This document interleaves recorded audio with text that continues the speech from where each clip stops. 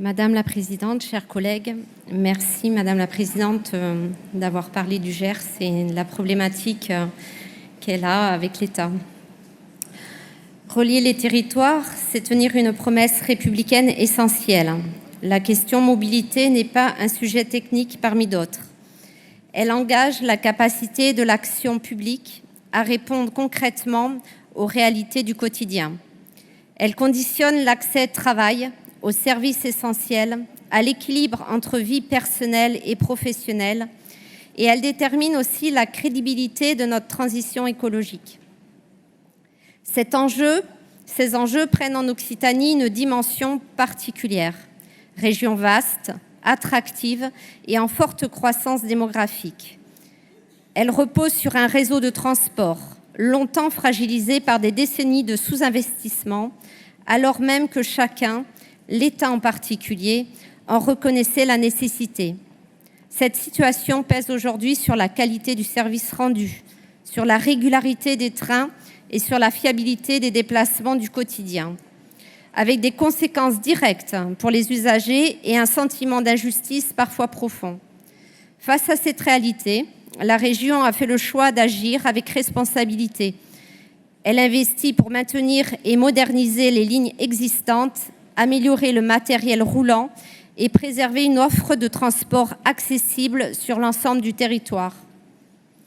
Elle le fait dans un contexte financier parfois contraint, au-delà de ses compétences, non pour facilité, mais pour fidélité à l'intérêt général. Renoncer aurait été la solution la plus simple. Ce n'est pas la plus juste. Cette action s'inscrit dans une conception exigeante de l'égalité républicaine. La mobilité conditionne l'accès effectif aux droits. Elle est aussi un levier central de la transition écologique, à condition que celle-ci repose sur des alternatives réelles, fiables et accessibles. Pour autant, cette ambition régionale ne peut masquer une évidence politique. Le ferroviaire demeure une responsabilité nationale. Le réseau appartient à l'État et l'égalité territoriale ne saurait être garantie durablement sans un engagement fort, lisible et pérenne de sa part. La région prend sa part pleinement. Elle ne peut devenir la variable d'ajustement d'un désengagement prolongé. À cet égard, votre interpellation récente de la SNCF, Madame la Présidente, rappelle avec clarté les attentes légitimes de notre territoire.